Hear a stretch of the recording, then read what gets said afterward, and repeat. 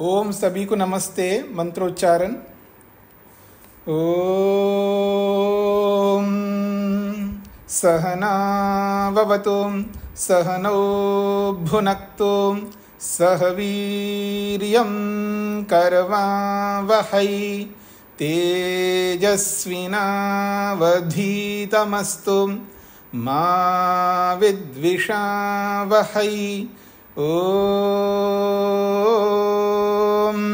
शांति शांति शांति।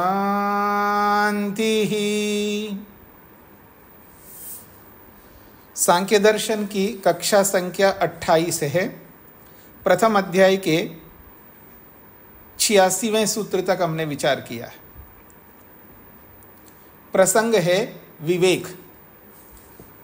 यहां पर विवेक वैराग्य के अर्थ में है।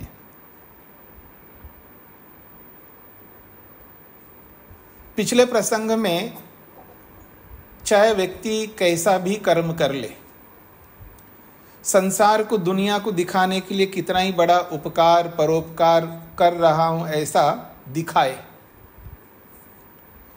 क्योंकि मनुष्य जितना दिखावा करता है उतना और कोई ऐसी योनि है ही नहीं है जो दिखावा कर सके। वो जैसे वैसे ही होते हैं। परमात्मा को समझना बहुत सरल है, क्योंकि वो जैसा होता है वैसा ही अपने आप को प्रस्तुत करता है। यदि दुनिया में किसी को समझना कठिन है वो मनुष्य है। वो जो होता है वो दिखाता नहीं है, कुछ और ही दिखाता है। तो दिखावे के लिए कितने ही कर्म कर ले व्यक्ति, यदि उन कर्मों के पीछे विवेक नहीं है तो उसे वो तृप्ति, वो संतोष, वो निर्भयता, वो स्वतंत्रता, वो आनंद, वो मुक्ति नहीं मिल सकती। यही प्रसंग चल रहा है। तो आइए पृष्ठ संख्या 79। विवेक संपादनाय सन्ति प्रमाणानि अपि साधनत्वेन उपयुक्तानि इति उच्यते। विवेक संपादनाय, विवेक उत्पन्न करने के लिए। क्योंकि विवेक जो है ऐसे नहीं मिलता है। कोई चूमंतर नहीं है कि किसी के सिर पर हाथ धर दिया तो उसको विवेक हो जाए, उसको वैराग्य हो जाए। तो कह रहे हैं विवेक संपादनाय, विवेक का संपादन करना अर्थात विवेक को उत्पन्न करना होता है, अपने जीवन में विवेक पैदा करना होता है। तो उस विवेक की उत्पत्ति के लिए संति प्रमाणानि, प्रमाण हैं। और वो प्रमाण कैसे हैं? साधनत्वेन उपयुक्तानि, वो साधन के रूप में सटीक है, उपयुक्त है। विवेक प्रमाणों के आधार पर होता है, विवेक के पीछे प्रमाण होता है। तो प्रमाणों के माध्यम से ही, प्रमाणों को साधन बना करके ही विवेक को उत्पन्न किया जाता है। मेरे पास बहुत सारे लोग आते हैं परेशान होकर के, जी मेरे को वैराग्य हो गया, विवेक हो गया, मैं बस ये करना चाहता हूं। पर उनको विवेक हुआ या नहीं हुआ कैसे पता चलेगा? प्रमाण बताएगा, प्रमाण स्पष्ट करेगा। कोई व्यक्ति ये भी कहता है कि मेरे को भगवान का दर्शन हो गया, पर भगवान का दर्शन हुआ या नहीं हुआ उसको कौन बताएगा? कैसे पता लगेगा? ये प्रमाण बताएंगे।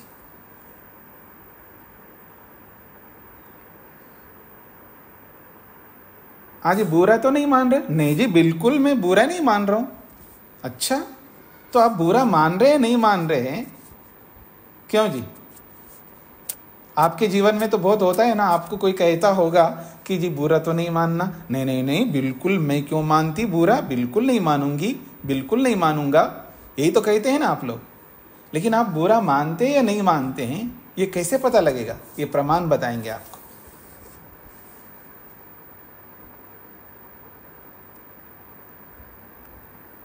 मैं सत्य कह रहा हूं जी, बिल्कुल ये सत्य है, मैं यथार्थ कह रहा हूं। आप सत्य कह रहे हैं या नहीं कह रहे हैं कौन बताएगा? प्रमाण बताएगा। आप क्या है, मैं क्या हूं, कौन क्या है, ये प्रमाण बताएगा।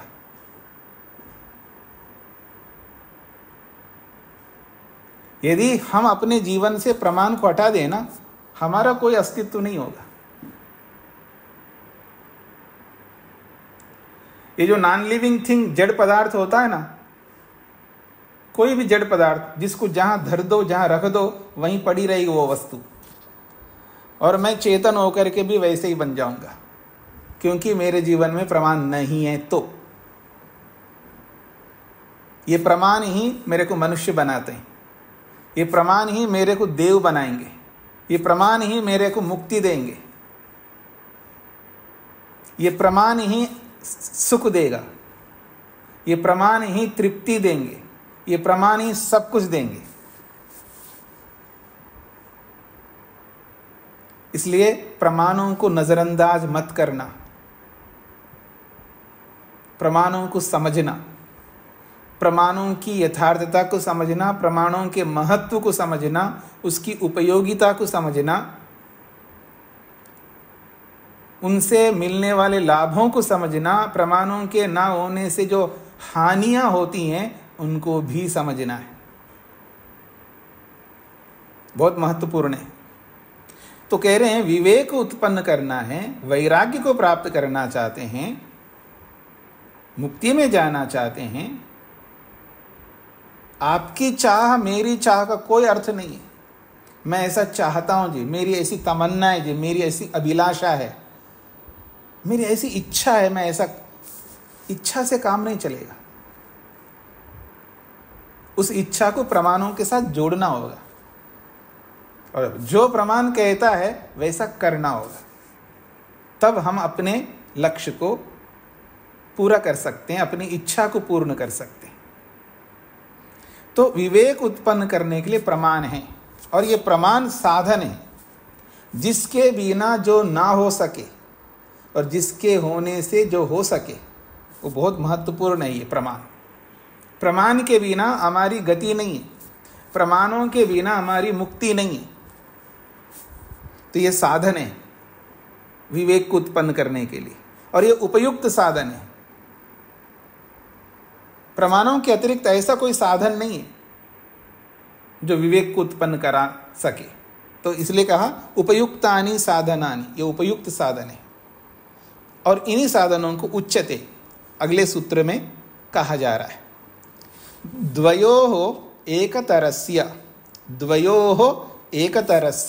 वा अपि असन्निकृष्टार्थ परिच्छित्तिः प्रमा तत्साधकतमं यत्तत्त्रिविधं प्रमाणं तत्सिद्धौ सर्वसिद्धेः न आधिक्यसिद्धिः।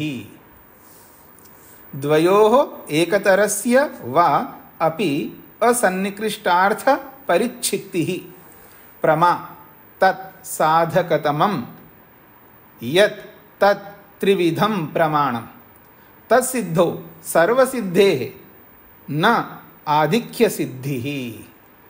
ये दो सूत्र हैं, इन दोनों सूत्रों में एक रूपता है। तो कहा जा रहा है द्वयोः एकतरस्य वा अपि। द्वयोः का अर्थ है दोनों में से,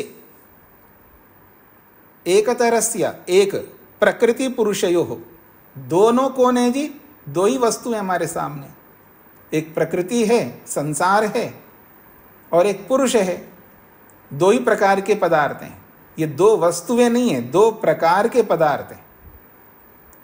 तो प्रकृति पुरुषयो, प्रकृति और पुरुष, इन दोनों में से विवेकाय, विवेक उत्पन्न करने के लिए, यद्वा एकतरस्य, इन दोनों का विवेक उत्पन्न करो, अथवा एकतरस्य, इन दोनों में से किसी एक का विवेक उत्पन्न करो। तो द्वयोः प्रकृति पुरुषयो, प्रकृति पुरुषों का विवेकाय, विवेक उत्पन्न करना है। यद्वा अथवा एकतरस्य पदार्थस्य, इन दोनों में से एक पदार्थ का, चाहे वो प्रकृति है, प्रकृति का हो, या पुरुषस्य, या पुरुष का हो, दोनों में से एक का विवेक। तो विवेकायापि, इन दोनों में से एक का भी विवेक हो जाए हमें, तो समझ लेना मुक्ति हो जाएगी। बहुत बड़ी बात कही जा रही है। दोनों में से एक का भी विवेक करेंगे ना, मुक्ति हो जाएगी। असन्निकृष्टार्थ परिच्छित्ति ही प्रमा, अनधिगतार्थस्य परिनिष्ठा परिज्ञानम निश्चय प्रमा। अनधिगत अर्थस्य, अधिगत कहते हैं जो प्राप्त कर लिया है, और अनधिगत कहते हैं जो प्राप्त नहीं हुआ है। कौन? अर्थस्य, अर्थ, कोई वस्तु कोई पदार्थ अधिगत है अर्थात प्राप्त हो गई है, या कोई वस्तु अभी प्राप्त हुई नहीं है, तो अनधिगत अर्थस्य का अर्थ है अप्राप्त वस्तु की जो परिनिष्ठा है, अप्राप्त वस्तु की अर्थात ना जाने गए पदार्थ की जो परिनिष्ठा है, उस परिनिष्ठा को बोला है परिज्ञानम। ना जाने गए पदार्थ को परिज्ञानम, जानना, और निश्चय, उसका निश्चय करना, यही प्रमा कहलाता है। इसको प्रमा कहते हैं। प्रमा कहो, निश्चय कहो, परिज्ञानम कहो, एक ही बात है, अर्थात ज्ञान, ना जानी गई वस्तु को जानना, ये प्रमा है। और उस प्रमा की अपेक्षते, अपेक्षा हमारे जीवन में, अर्थात ज्ञान की अपेक्षा है। इसलिए सांख्य दर्शनकार ने, आगे आप पढ़ेंगे, ज्ञानान मुक्ति, एक छोटा सा सूत्र बनाया, ज्ञानान मुक्ति, ज्ञानात मुक्ति, ज्ञान से ही मुक्ति होती है, अर्थात ज्ञान आधार है। ये नहीं कहना चाह रहे केवल ज्ञान से मुक्ति होती है, ज्ञान आधार है, बेस है हमारा। और वो ज्ञान कैसा होना चाहिए? यही सूत्र कहता है प्रमाण पूर्वक होना चाहिए। जो आज हमारे मन के अंदर जानकारी है, ज्ञान है, यदि वो ज्ञान प्रमाण से युक्त है तो बहुत अच्छी जानकारी है। अगर प्रमाण से युक्त नहीं है तो उसी को अविद्या कहते हैं।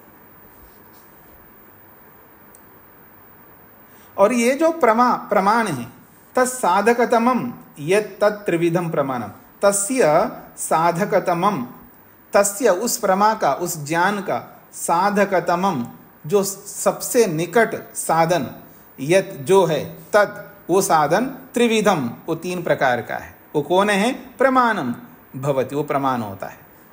ये जो प्रमा होती है, ये जो निश्चय होता है, ये जो परिज्ञान होता है, उस परिज्ञान को, उस निश्चय को, उस प्रमा को सिद्ध कराने का जो साधकतमम, जो सबसे निकट साधन है, वो जो भी है वो त्रिविधम, तीन प्रकार का है, उसी को प्रमाणम, उसको प्रमाण कहते हैं। तत्सिद्धो सर्व सिद्धे शास्त्रांतरेषु स्यु अधिकानि प्रमाणानि, किंतु अत्र तो त्रिविध प्रमाण सिद्धौ, त्रिविध प्रमाण स्वीकारे, त्रिविध प्रमाण व्यवहारे, सर्व सिद्धे प्रकृति पुरुष विवेक योग्य सर्वार्थ सिद्धे। कह रहे हैं शास्त्रांतरेषु, अलग अलग शास्त्रों में। हम कौन से शास्त्र को पढ़ रहे हैं? सांख्य शास्त्र को। यदि किसी दूसरे शास्त्र को देखो तो कहीं 4 प्रमाण हैं, कहीं 8 प्रमाण हैं, कहीं कितने प्रमाण बना सकते हैं। इसलिए कह रहे हैं शास्त्रांतरेषु स्यु अधिकानि प्रमाणानि, दूसरे शास्त्रों में इन 3 प्रमाणों से अधिक प्रमाण हैं, किंतु अत्र हमारे सांख्य शास्त्र में तो त्रिविध प्रमाण सिद्धो, 3 प्रमाणों की सिद्धि में ही, अर्थात तीनों प्रमाणों को हम जान ले, उसी को बोला है त्रिविध प्रमाण स्वीकारे। 3 प्रमाणों को स्वीकार कर लेने पर,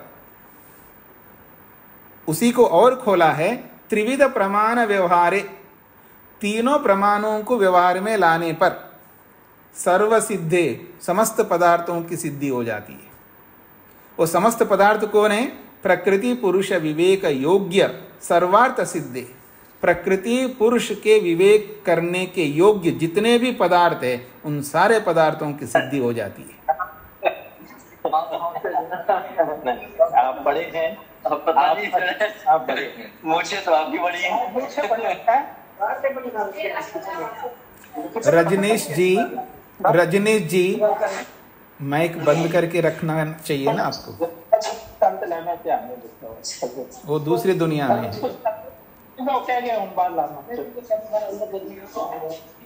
चलना पे आ जाओ, सामान चलना है, चलना है सैर करूँगा। हाँ सैर करके जा रहा हूँ। कुछ बहुत आदमी नहीं आ रहे थे, मैं पूछता हूँ। चलो आप साथ ही मिल गए। क्या बहन से मैं जाती हूँ। मैं करता हूँ। हाँ वो अट नहीं रहा है।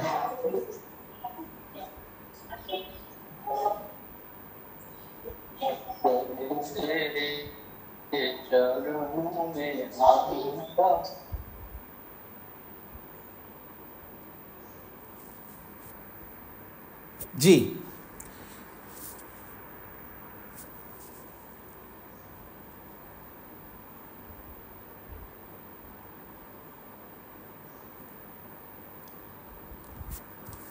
हाँ जी, व्यवधान आता है तो देखिए क्या होता है। तो देखिएगा, तीन प्रमाणों को अगर व्यवहार में लाया जाए तो सभी पदार्थों की सिद्धि हो जाती है। अर्थात प्रकृति क्या है, पुरुष क्या है, उनके विवेक कर सकते हैं। प्रकृति पुरुष के विवेक करने के योग्य जितने भी पदार्थ संयोग में आएंगे उन सब की सिद्धि हो जाएगी। अर्थात उन सब से जानकारी मिल जाएगी और विवेक उत्पन्न हो जाएगा। न आधिक्य सिद्धि ही प्रमाणत्रयाद अधिकस्य सिद्धि अत्र सांख्य प्रक्रियायां न अपेक्षते। तीन प्रमाणों से अधिक प्रमाणों की आवश्यकता इस सांख्य प्रक्रिया में नहीं होती है। अर्थात सांख्य के प्रक्रिया में तीन प्रमाण ही पर्याप्त है। जो अधिक प्रमाण है वो इन तीनों के अंतर्गत ही आते हैं। आप ये मत समझना कि दूसरे दर्शनों में 4 प्रमाण माने, 8 प्रमाण माने, तो यहाँ तो 3 ही मान रहे हैं, फिर वो ज़्यादा मान रहे हैं। कोई विरोध है क्या? कोई विरोध नहीं है। इन तीनों का विस्तार करके उन्होंने 4 बनाया, इन तीनों को विस्तार करके वो 8 बनाए, इन तीनों को विस्तार करके आप 50 बना लो और वो सब इन्हीं के अंतर्गत आएंगे। तो इसलिए इन्होंने कहा कि 3 प्रमाण पर्याप्त है। किसके लिए? प्रकृति को जानने के लिए और पुरुष को जानने के लिए। और प्रकृति के साथ जितने भी अर्थ जुड़े हुए हैं, पुरुष के साथ जितने भी अर्थ जुड़े हुए हैं, उन सब की सिद्धि हो जाएगी इन तीनों प्रमाणों से। और इन तीनों प्रमाणों के अतिरिक्त और प्रमाणों की इस सांख्यिकी प्रक्रिया में कोई अपेक्षा नहीं है, कोई आवश्यकता नहीं है, ये बात कही गई है।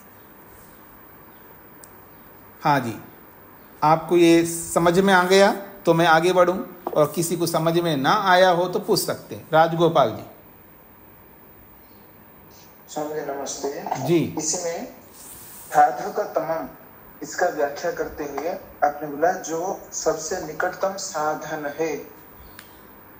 जी, निकटतम साधन का अर्थ यहाँ ये होता है कि उसके बिना काम ना चल सके। जिसके बिना काम ना चल सके उसको निकटतम साधन कहो या सर्वोत्कृष्ट साधन कहो, एक ही बात है। जी जी ऐसे बोलिए। जो साधन तमम लिखी गई, का भी अर्थ न में लगे नहीं, साधकतमम। हाँ, इसमें आपको क्या पूछना क्या है? साधकतमम में साधक और साधन में अलग है। नहीं, साधक देखिए, साधन कहो, साधक करण कहो, एक ही बात है। उपाय कहो, एक ही बात है। एक ही विषय को अनेक नामों से, अनेक शब्दों से बोलते हैं। उसको साधन बोलो और उसको प्रमाण बोलो, उसको आप उपाय बोलो, कारण बोलो, कोई फर्क नहीं पड़ता है।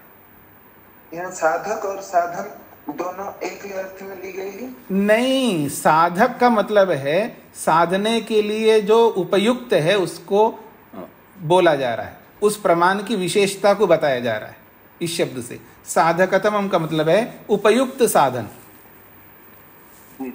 जी। और सर्वसिद्धि का अर्थ कैसे समझेंगे? सर्वसिद्धि का मतलब जितने पदार्थों को जानने से मुक्ति होती है उतने पदार्थों की सिद्धि इन तीनों प्रमाणों से हो जाती है। जी जी, धन्यवाद। रेशा जी को क्या पूछना है? जी नमस्ते जी। जी मैंने ये पूछ रही जो है तीन बताए आपने, प्रकृति पुरुष, तो पुरुष ईश्वर के लिए कहा गया या पुरुष कई बार? मैंने कहा ना दो प्रकार के पदार्थ हैं, और प्रकार में पुरुष के प्रकार में आएंगे तो जीवात्मा भी आएगा, परमात्मा भी आएगा ना।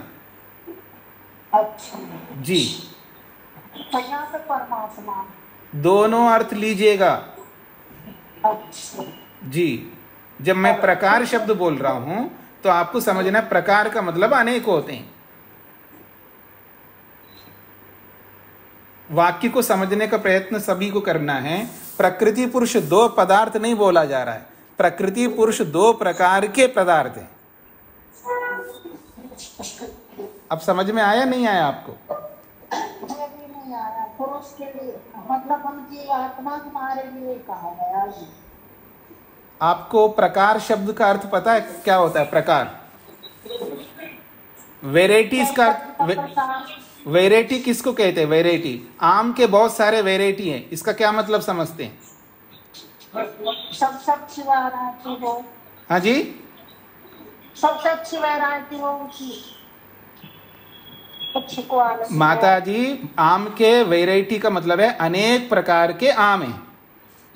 अच्छा हाँ, तो पुरुष के प्रकार का मतलब है एक पुरुष नहीं है, अनेक पुरुष है, इसका ये मतलब होता है। अच्छा, उन अनेकों में एक परमात्मा भी है और बाकी सब जीवात्मा है। ठीक है? ठीक है। हाँ जी, युधिष्ठिर जी को क्या कहना है? स्वामी जी नमस्ते जी, ये जो प्रमाण है संख्या दर्शन में तीन यथार्थ प्रमाण कौन सा है? तीन अभी बताएंगे ना, आगे बताएंगे जी। जी जी स्वामी। हाँ, सुहासिनी जी।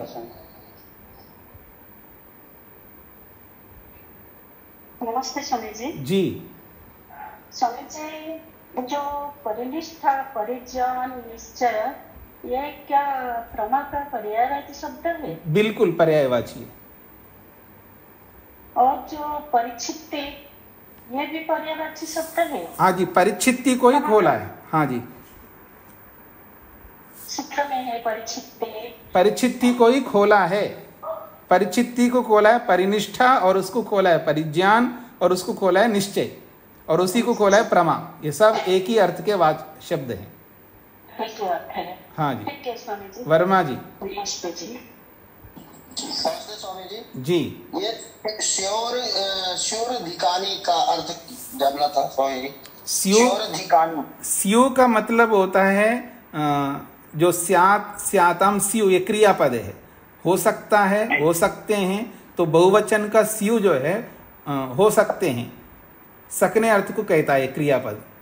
अधिकानी स्यु, अधिक हो सकते हैं दूसरे शास्त्रों में, पर यहाँ तीन ही प्रमाणों की आवश्यकता है, इसका अर्थ है। जी धन्यवाद स्वामी। अमित जी। जी स्वामी जी नमस्ते। ये जो तीन प्रमाण अपने हैं वो योग दर्शन के लिए गए तीन प्रमाण स्वामी? मैंने कहा अभी इन प्रमाणों की चर्चा आगे करेंगे तो सब स्पष्ट हो जाएगा। थोड़ा सा आप सबको धैर्य रखना चाहिए कि बहुत सारे प्रश्नों का समाधान पढ़ते पढ़ते हो जाता है, और उतने समय के लिए आपको धैर्य रखना है। और जब आपको फिर भी नहीं हुआ है, जब शंका समाधान का जब समय आता है तब आप पूछ सकते हैं। अभी जो आप लोगों को पूछना है, इनमें जो समझ में नहीं आया अभी जो हमने पढ़ा है उसके संदर्भ में पूछना है। जी, सरिता जी। स्वामी जी नमस्ते जी, ये जो ज्ञान प्राप्त करने के लिए जो करण बताए हैं ना, इसमें लिखा है कि उसे करण कहते हैं जी, और ये व्याकरण भाष्य के अकॉर्डिंग है, जैसे इन्होंने बोला। तो करण में हम ज्ञान जो प्राप्त करते हैं अंतःकरण और बाह्यकरण दोनों से ही करते हैं, तो उसके लिए बोला है या और इसके तीन प्रकार हैं, वह तीन प्रकार का प्रमाण होता है, तो उसको कैसे रिलेट कर रहे हैं? मतलब देखिए साधन शब्द व्यापक है, इंद्रियां भी साधन है, ठीक है, और भी साधन हो सकते, जितने भी साधन हो सकते, कारण हो सकते, वो व्यापक शब्द है। यहाँ साधन का मतलब है तीन प्रमाण, बस इतना ही लेना है आपको। अच्छा जी। तो तो मैं आगे बढ़ता हूं जी।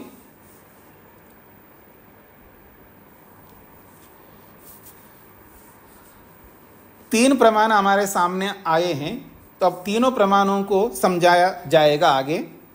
तत्र प्रमाणत्रये विभाग उच्यते लक्षणं च एकैकस्य प्रदर्श्यते। तत्र प्रमाणत्रये, उन तीन प्रमाणों के विषय में विभागः उच्यते, उनका विभाग करके बताए जाएंगे।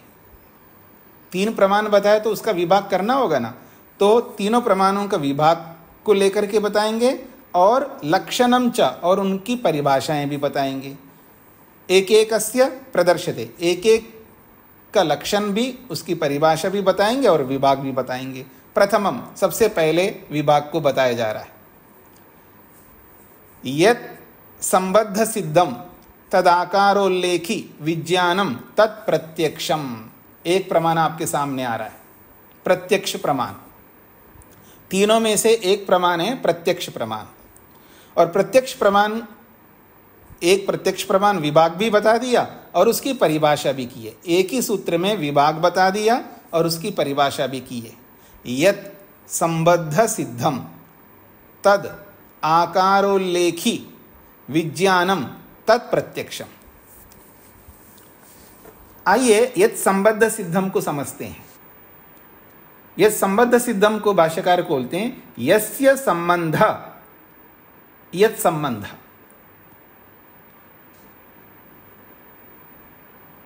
यस्य संबंध यत् संबंध, जिसका संबंध, जिसका संबंध, इसको यत् संबंध शब्द से बोला है।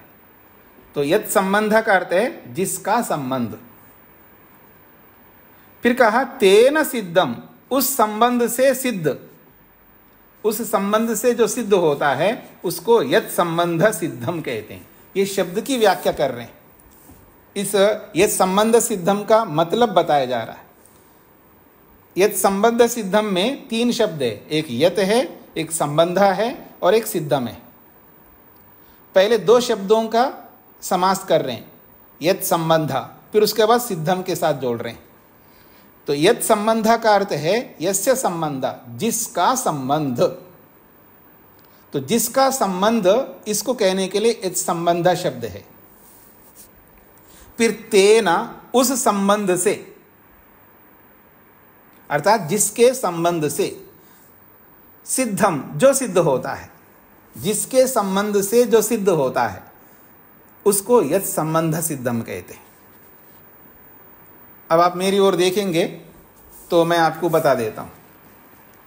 आप मेरी ओर देख रहे जी? मेरी ओर देखिए, इधर उधर मत देखिएगा। मेरी आंखों का आपके साथ संबंध जुड़ रहा है। मेरी आंखों का आपके साथ संबंध जुड़ रहा है। जुड़ रहा है, नहीं जुड़ रहा है? और आपकी जो आंखें है, आपकी आंखों का मेरे साथ संबंध जोड़ रहा है। दोनों एक दूसरे से संबंध जोड़ रहा है। तो यस्य संबंध, जिसके साथ संबंध है। तो जिस किसके साथ? रूप के साथ नेत्र का संबंध है। उदाहरण दे रहा हूं मैं। रूप एक वस्तु है और नेत्र एक वस्तु है। तो जिसका संबंध, जिसका किसका? जिस नेत्र का, जिस रूप के साथ संबंध है।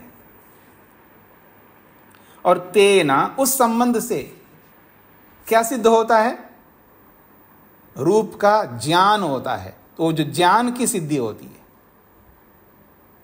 इसको कहेंगे यत् संबंध सिद्धम। तो जिसके साथ संबंध है उसको यत् संबंध कहेंगे, और तेन सिद्धम, उस संबंध से जो सिद्ध होता है उसको यत् संबंध सिद्धम कहते हैं। तो ये यत् संबंध सिद्धम क्या है? प्रत्यक्षम, ये प्रत्यक्ष ज्ञान है। यह संबंध सिद्धम क्या हुआ? यह प्रत्यक्ष ज्ञान है।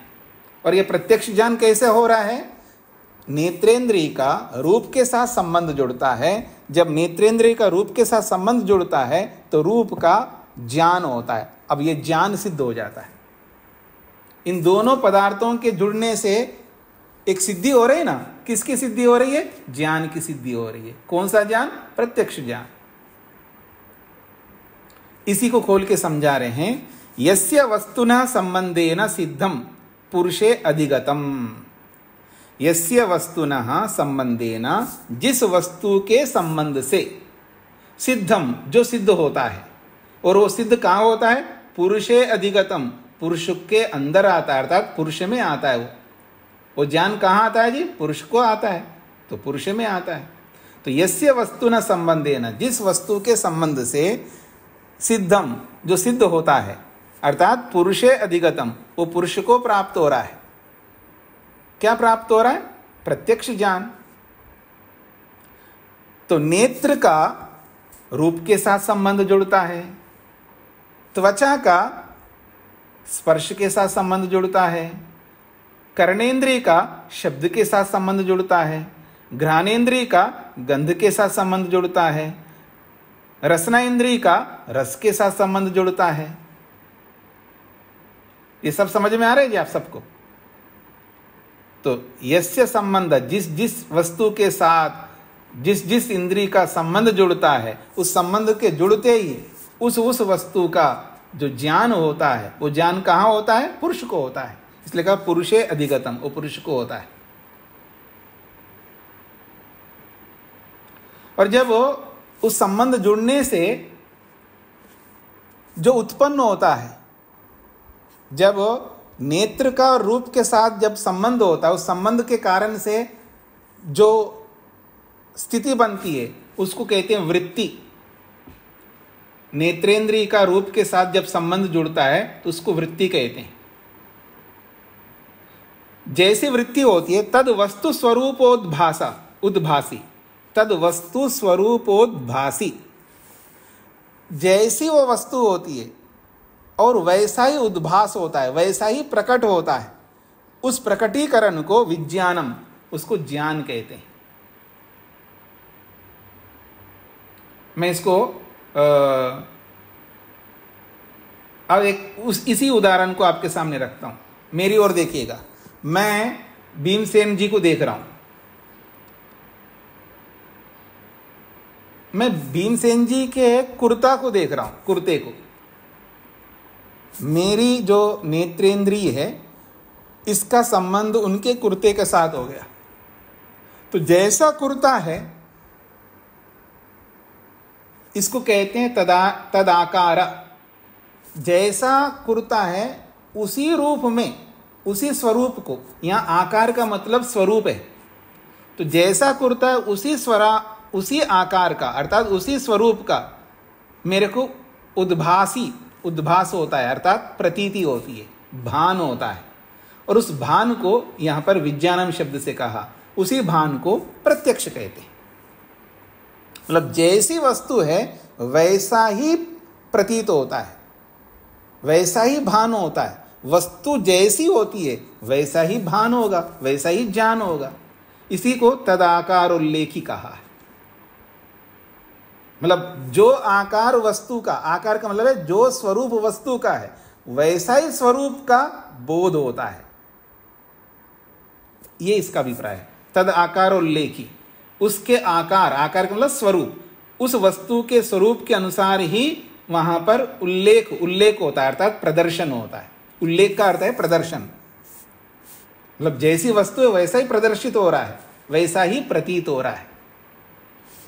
तत्प्रत्यक्षम प्रमाणम, उसी को प्रत्यक्ष प्रमाण कहते हैं।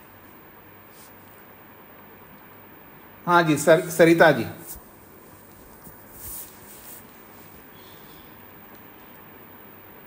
अच्छा ठीक है, तो ये है प्रत्यक्ष प्रमाण। देखिए आप लोगों ने, जिन लोगों ने न्याय दर्शन पढ़ा होगा अथवा जिन्होंने सत्यार्थ प्रकाश पढ़ी होगी, सत्यार्थ प्रकाश में भी प्रत्यक्ष किसको कहते हैं? इंद्रियार्थ सन्निकर्षोत्पन्नम ज्ञानम प्रत्यक्षम। जो इंद्रिय और अर्थ के साथ सन्निकर्ष होता है तब प्रत्यक्ष होता है, ऐसा वहां पर बोला है। और वो न्याय दर्शन के अनुसार प्रत्यक्ष प्रमाण की परिभाषा है। इंद्रिय का और अर्थ के साथ, और अर्थ कौन है? रूप, रस, गंध, स्पर्श, शब्द। तो इंद्रियों का जब अर्थों के साथ सन्निकर्ष का मतलब है संपर्क, संबंध। ये जो संबंध आया ना, यही संबंध है वहां पर। सन्निकर्ष को वहां संबंध बोला है। इंद्रिय का अर्थ के साथ जब संबंध होता है और उस संबंध से जो उत्पन्न होता है उस उत्पन्न को यहां सिद्धम बोला है। इंद्रिय और अर्थ के संपर्क से, इंद्रिय और अर्थ के संबंध से जो उत्पन्न होता है, अर्थात जो सिद्ध होता है, वो क्या सिद्ध होता है?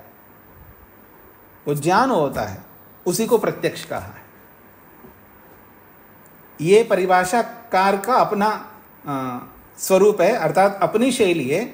जरूरी नहीं है जो दर्शनकार जिस रूप में प्रत्यक्ष प्रमाण की परिभाषा की है वैसा ही ये करें, ऐसा नहीं है। अलग अलग ढंग से कर सकते हैं, तो इन्होंने अपने ढंग से किया है।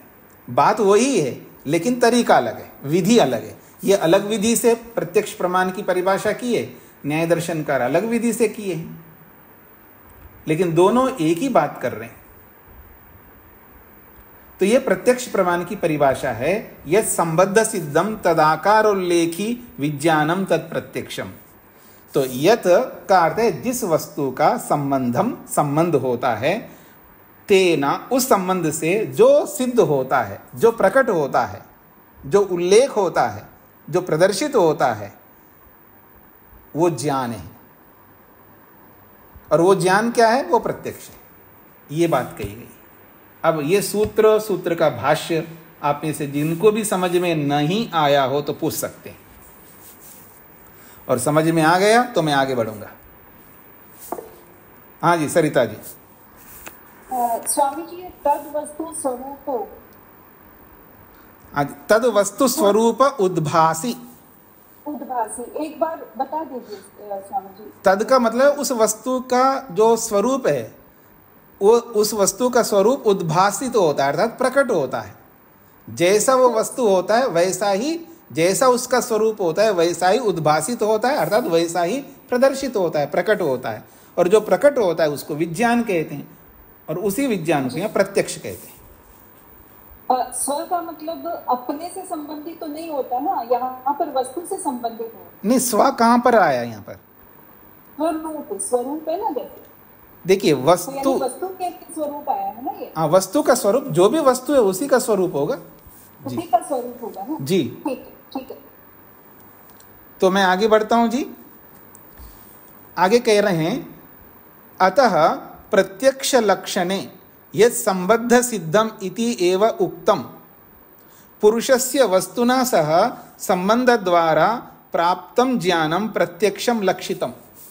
स वस्तु संबंधः पुरुषस्य केन उपकरणेन भवति इति तु उक्तमेव न। तेन अत्र प्रत्यक्ष लक्षणे दोषः प्रतिभाति इति भ्रांतिः अपाक्रियते। एक प्रश्नकर्ता प्रश्न प्रस्तुत करता है, आपने जो प्रत्यक्ष प्रमाण की परिभाषा की है उसमें हमें दोष दिखता है। प्रश्नकर्ता का प्रश्न है, आपने जो प्रत्यक्ष प्रमाण की परिभाषा की है उसमें हमें दोष दिखाई दे रहा है। वो क्या कह रहा है, समझने का प्रयत्न करिएगा। अतः इससे प्रत्यक्ष लक्षणे, अतः का मतलब है इससे प्रत्यक्ष लक्षणे, प्रत्यक्ष लक्षण में अर्थात प्रत्यक्ष प्रमाण की परिभाषा में आपने जो कहा था, क्या कहा था? यत् संबंध सिद्धिम, यत् संबंध सिद्धम इत्येव उक्तम। यत् संबंध सिद्धम ऐसा ही कहा आपने, और पुरुषस्य वस्तुना सह संबंध द्वारा पुरुष का वस्तु के साथ संबंध जुड़ने से प्राप्तम ज्ञानम, जो ज्ञान प्राप्त होता है, प्रत्यक्षम लक्षितम, उसको आपने प्रत्यक्ष बोला है। स वस्तु संबंध पुरुषस्य, वह जो वस्तु का संबंध है जो पुरुष को हो रहा है, केन उपकरणेन भवति, किस उपकरण से अर्थात किस साधन से होती है या किस साधन से होता है, इति तो उक्तमेव न, ये तो आपने बोला नहीं है। जो प्रत्यक्ष होता है पुरुष का, जिसके साथ संबंध होता है, उस संबंध से जो ज्ञान होता है, ये तो आपने बोला है, लेकिन किस उपकरण से अर्थात किस साधन से होता है, साधन को तो आपने बताया नहीं। न तेन अत्र प्रत्यक्ष लक्षणे दोष प्रतिभाति, ऐसी आपकी परिभाषा में, तेना जैसी परिभाषा आपने की है उस परिभाषा से अत्र इस प्रत्यक्ष लक्षणे, प्रत्यक्ष परिभाषा में दोषः प्रतिभाति, दोष दिखाई दे रहा है हमें। इति भ्रांति, ऐसी भ्रांति लोगों को हो रही है, तो उस भ्रांति को अपाक्रियते, उसका निराकरण किया जा रहा है। मतलब जो प्रश्नकर्ता को जो भ्रांति हो रही है प्रत्यक्ष प्रमाण में, उस भ्रांति का निराकरण कर रहे हैं। प्रश्नकर्ता क्या कहना चाहता उसको समझ लीजिएगा। जो भी आपने प्रत्यक्ष लक्षण की परिभाषा की, उसमें आपने कहा यत् संबद्ध सिद्धम, जिस वस्तु के साथ संबंध जुड़ने से जो ज्ञान होता है उसको प्रत्यक्ष कहते हैं। तो वो जो ज्ञान होता है, वो ज्ञान किस साधन से होता है, साधन को तो आपने बताया नहीं, और बिना साधन को बताए आपकी परिभाषा में दोष आ रहा है। साधन तो आपको बताना चाहिए, आपने बताया नहीं। इसका अर्थ है दोषयुक्त आपकी परिभाषा है। तो ऐसा जो मान रहा है प्रश्नकर्ता, तो वो भ्रांति में है, ये उत्तरकर्ता कह रहे हैं, उत्तर देने वाले कह रहे हैं ऐसा उसका जो सोच है वो भ्रांति युक्त है। उसकी भ्रांति को अपाक्रियते, निराकरण करते हैं अगले सूत्र में। हाँ जी, प्रश्न जिनको समझ में नहीं आया वो पूछ सकते हैं, क्योंकि प्रश्न समझ में आ जाएगा तो उत्तर भी समझ में आएगा।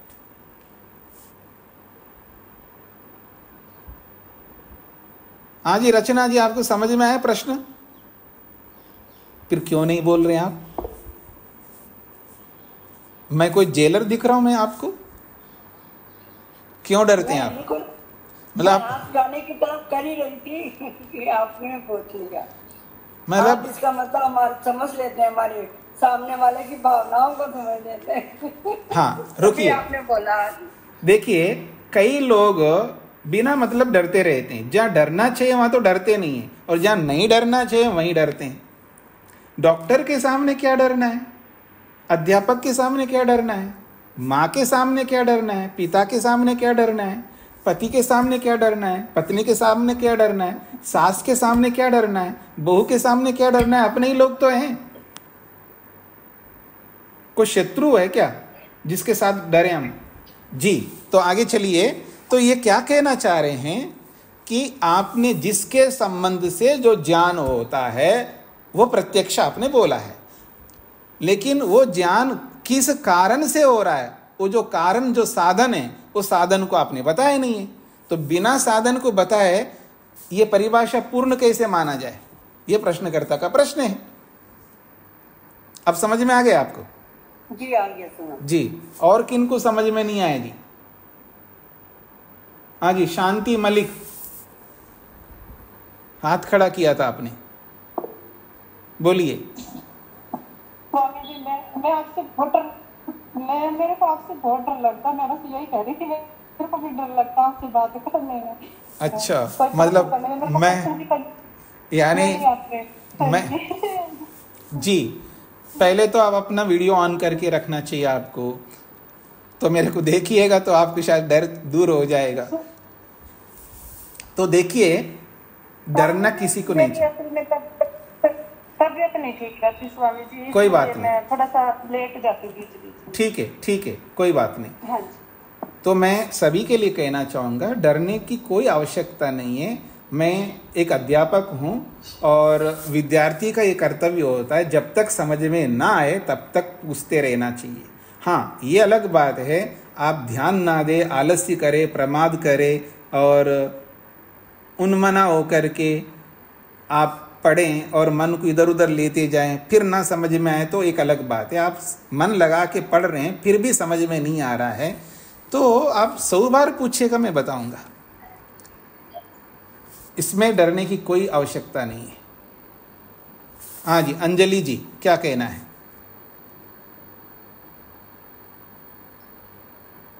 माइक खोलना होगा ना।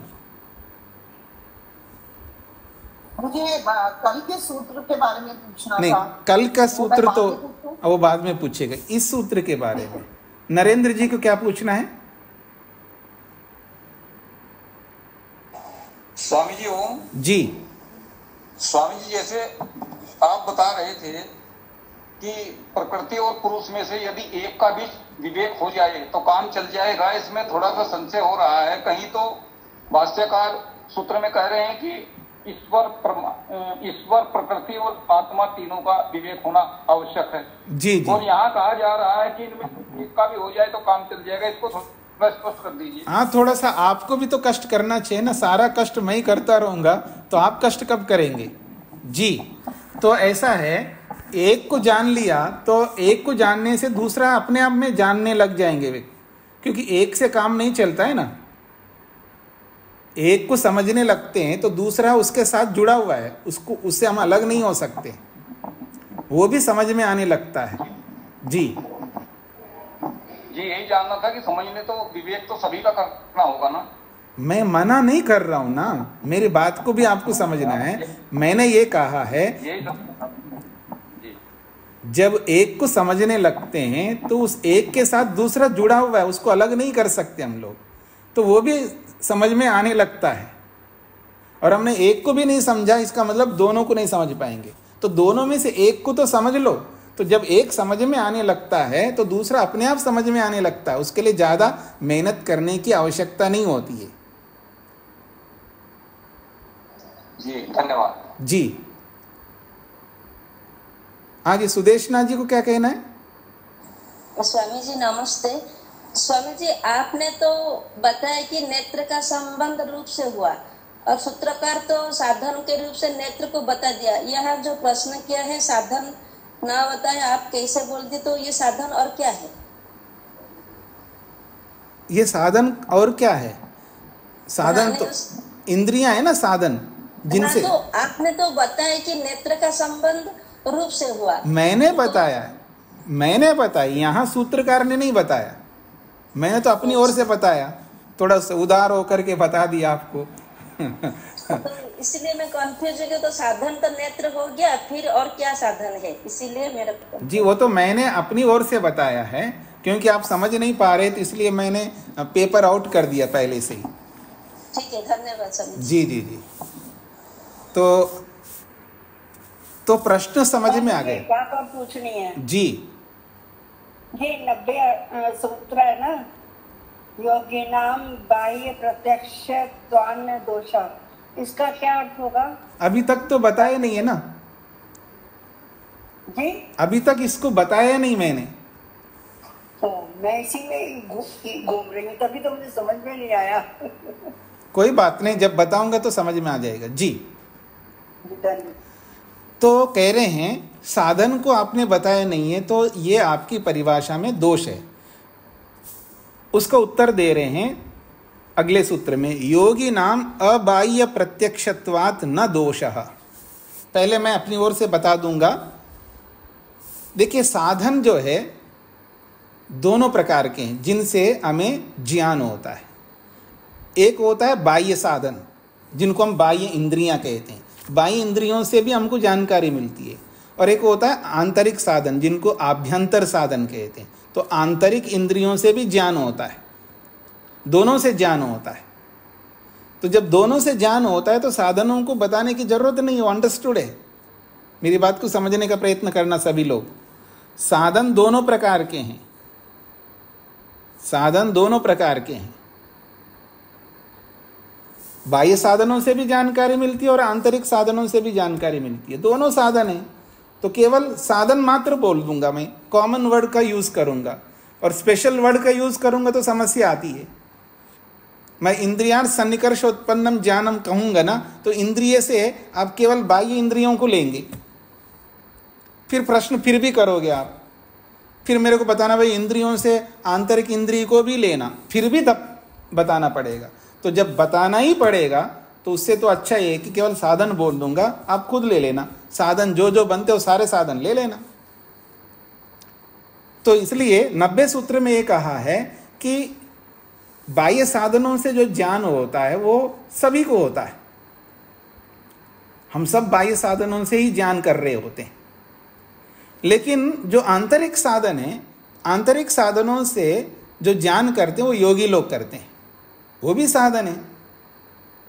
तो उनको भी प्रत्यक्ष होता है, वो आंतरिक प्रत्यक्ष होता है। हम सबको बाह्य प्रत्यक्ष हो रहा है, उनको बाह्य प्रत्यक्ष के साथ साथ आंतरिक प्रत्यक्ष भी होता है। ये भी साधन है, वो भी साधन है, और ये साधन है तो साधन उससे उस परिभाषा में आ जाएगा। जब साधन बोला है तो साधन से तो संबंध जुड़ रहा है। यस्य संबंध, जिसके साथ संबंध होता है, जो संबंध करने वाले तो साधन है, चाहे वो बाह्य साधन हो चाहे आंतरिक साधन हो। इसलिए कह रहे हैं योगी नाम अबाह्य प्रत्यक्षत्वात् न दोष। योगी नाम, योगियों को अबाह्य प्रत्यक्ष होने से, अबाह्य प्रत्यक्ष का मतलब है आंतरिक प्रत्यक्ष होने से। 79 सूत्र में जो बात कही जा रही है उसमें न दोषा, कोई दोष नहीं आएगा।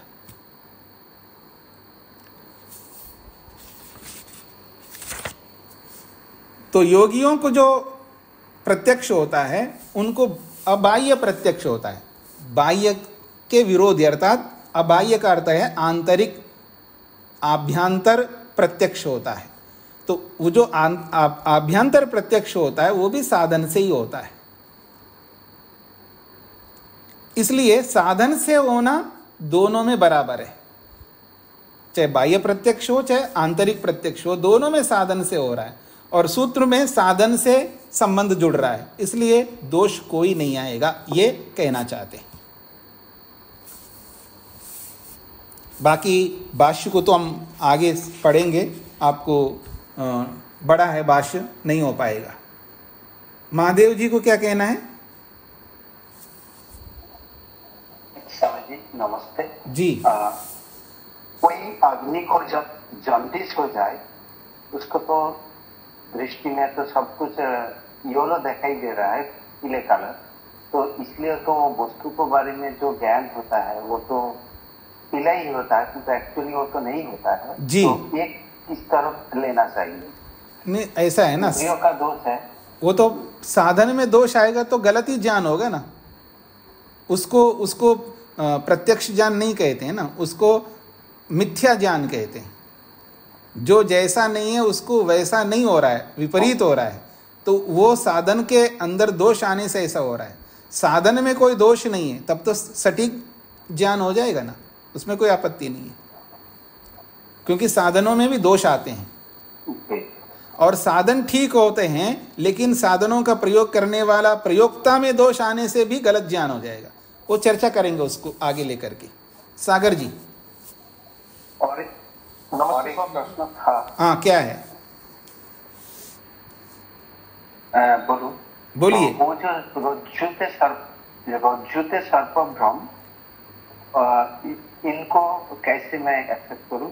उन सब तरफ से उनको क्लासिफिकेशन करना पड़ेगा। दोबारा बोलिए, आपके वर्ड को मैंने सुना नहीं। वो जो रज्जुते सर्प भ्रम, कोई अंधकार से जा रहा है, वो एक थोड़ा वो तो मिथ्या ज्ञान है ना। रज्जु में सांप का ज्ञान या सांप में रज्जु का ज्ञान, रज्जु कहते हैं रस्सी को, तो रस्सी में सांप का ज्ञान हो या सांप में रस्सी का ज्ञान हो, मिथ्या ज्ञान कहलाता है। तो यहाँ पे उपकरण वाला जो चीज है अंधकार, वो की एक उपकरण की भूल माने कैसे, वो डिफेक्टिव उपकरण ऐसा ही मानता है? ऐसा है कि जब हम किसी भी वस्तु का ज्ञान करते हैं उस ज्ञान के पीछे बहुत सारे सहयोगी कारण होते हैं, वो सारे कारण होने पर ही आपको यथार्थ ज्ञान होगा। जी जी ठीक है जी, नमस्ते जी। सागर जी। नमस्ते स्वामी जी। जी स्वामी जी, इस प्रसंग में जो प्रत्यक्ष के संबंध में जो सांख्यकार ने 2 सूत्र प्रस्तुत किए हैं, इसमें हम ऐसा समझें, प्रथम सूत्र में जो न्याय दर्शन के अनुसार जो लक्षण नहीं किया गया है किसी इंद्रिय के सहयोग का प्रत्यक्ष की प्रक्रिया में, तो वह अबाह्य प्रत्यक्ष को लेकर उनका विशेष सांख्यकार का आग्रह है, जिससे वह योगियों के प्रत्यक्ष को सिद्ध कर सकें। और क्या मन का अबाह्य प्रत्यक्ष में सहयोग रहेगा आत्मा के साथ? हाँ जी, है, रहेगा ना, मन का संयोग रहेगा ना, मन का सहयोग रहेगा। सभी प्रत्यक्षों में मन का सहयोग रहेगा। एक तो साक्षात सहयोग रहता है, एक परोक्ष से सहयोग रहता है। स्वामी जी, संबंध में कुछ विद्वानों की मानता है कि समाधि में ईश्वर के साक्षात्कार में मन का सहयोग नहीं रहता। ऐसा है, वो आप पहले भी प्रश्न पूछ चुके हैं और उसका समाधान भी मैंने किया है। वो जो मान्यता है ना, उनको दूर रखिएगा। कोई मानता है मन का सहयोग रहता है, कोई मानता है नहीं रहता है। तो नहीं रहता जो बोलता है वो परोक्ष संबंध भी नहीं रहता ऐसा नहीं बोलेगा। जो निरुद्ध अवस्था आती है, वो निरुद्ध अवस्था में मन वहाँ बराबर बना रहना पड़ेगा, अपरोक्ष रूप से वहाँ मन बराबर रहेगा। अगर वो नहीं रहेगा वहाँ मन तो वो निरुद्ध अवस्था टूट जाएगी।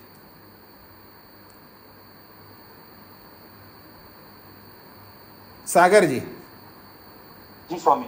एक वॉल है, दीवार है, दीवार के परली तरफ से दूसरी तरफ से लोग आक्रमण कर रहे हैं और दीवार के अंदर जो रहने वाले हैं उनको भी आक्रमण करना, लेकिन दिखाई नहीं दे रहा है। तो वहाँ एक कुर्सी डाल दिया और कुर्सी के ऊपर खड़े हो गए, तो कुर्सी के ऊपर खड़े होते ही बाहर दिखाई दे रहा है, फिर वो आक्रमण कर रहा है। तो वो जो आक्रमण कौन कर रहा है? आदमी कर रहा है, कुर्सी नहीं कर रहा है, लेकिन कुर्सी का सहयोग है। तो ठीक इसी प्रकार से निरुद्ध अवस्था में वहां मन का सहयोग है, डायरेक्ट सहयोग नहीं है, डायरेक्ट मन के थ्रू नहीं कर रहा है, ऐसे समझ लीजिएगा। बाकी इसकी चर्चा हम फिर कभी कर सकते हैं। अंजलि जी।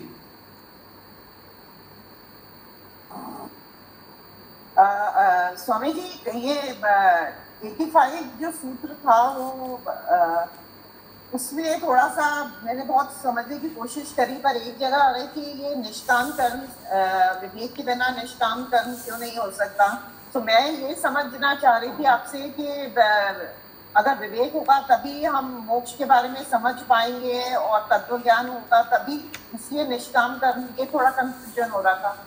देखिए, ऐसा है कि जो राग भी करता हो, द्वेष भी करता हो, लालच भी करता हो, ईर्ष्या भी करता हो, वो निष्काम कर्म नहीं कर सकता।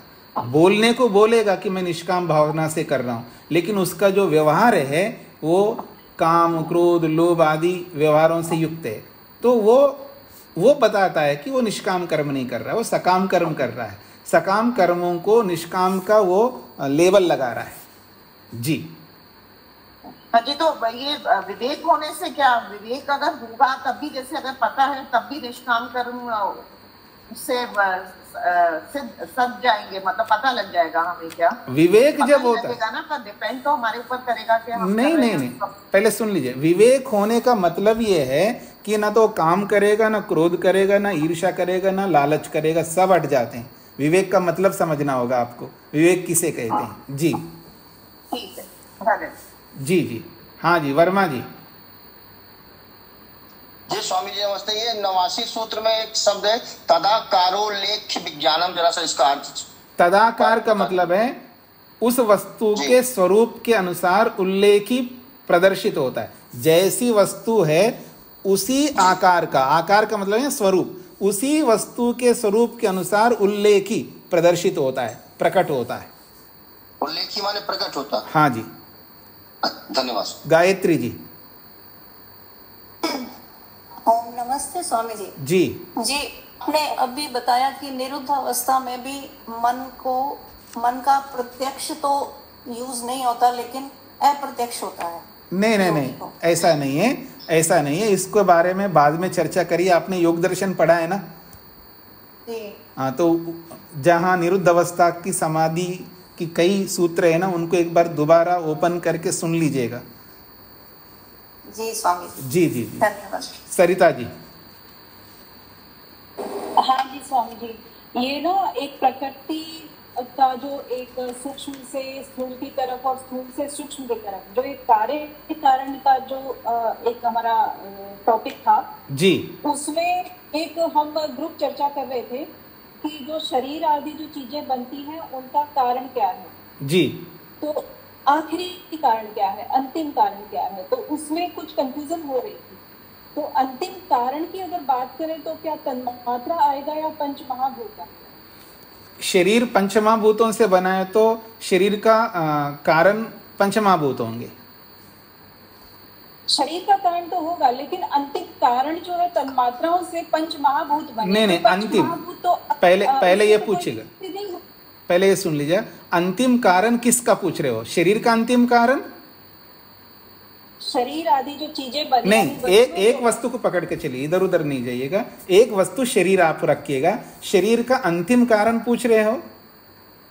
हाँ जी। शरीर का अंतिम कारण पंच तन्मात्रा है, और पंच तन्मात्राओं का अंतिम कारण कौन है? तन्मात्रा है। तन्मात्राओं का अंतिम कारण कौन है? वो अहंकार है। अहंकार का अंतिम कारण कौन है? महतत्व है। महतत्व का अंतिम कारण कौन है? सत्वरस्तम है। ऐसा भी बोल सकते हैं, पहले सुन लीजिए पूरा। ऐसा भी बोल सकते हैं और ये भी पूछ सकते हैं शरीर का अंतिम कारण का मतलब है हम कारण का कारण, कारण के कारण के साथ जुड़ना चाहते हैं, तब सत्वरस्तम कहेंगे। दो प्रक्रियाओं से समझ सकते हैं जी। लेकिन जो 24 तत्व बताया ना, उन तत्वों में से जो विकार और कारण है, कारण और कार्य है जी, वो चीजें हैं। तो जो लास्ट में तो महाभूत आते हैं, तो वो तो किसी का कारण नहीं है, लास्ट में आता है ना तद मात्राओं के बाद।